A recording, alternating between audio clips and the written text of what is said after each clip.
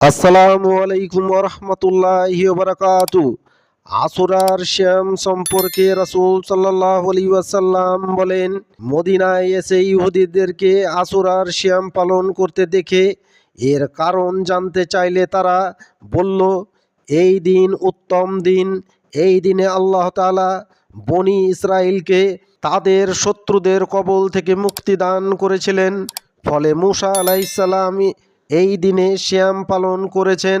রাসূল সাল্লাল্লাহু আলাইহি ওয়াসাল্লাম বললেন, আমি তোমাদের চেয়ে মূসা আলাইহিস সালামের আদর্শের অধিক হকদার।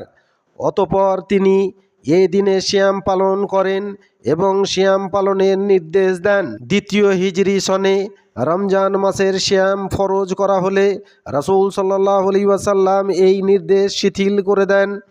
আল্লাহর রাসূল সাল্লাল্লাহু আলাইহি ওয়াসাল্লাম প্রথমে আশুরার সিয়াম পালনের নির্দেশ দেন। পরে যখন রমজান মাসের সিয়াম ফরজ করা হয় তখন আশুরার সিয়াম ছেড়ে দেওয়া হলো।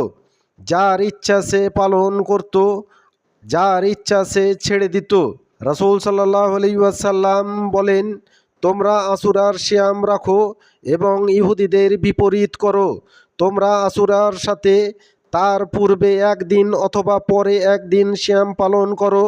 সুতরাং আশুরার সিয়াম মহরমের 9, 10 অথবা 10, 11 তারিখে রাখা যায়, তবে 9, 10 তারিখে রাখাই সর্বোত্তম। রাসূলুল্লাহ সাল্লাল্লাহু আলাইহি ওয়াসাল্লাম বলেন, আশুরার সিয়াম সম্পর্কে আমি আল্লাহর নিকটে আশা রাখি যে বিগত 1 বছরের পাপ মোচন করে দেবে।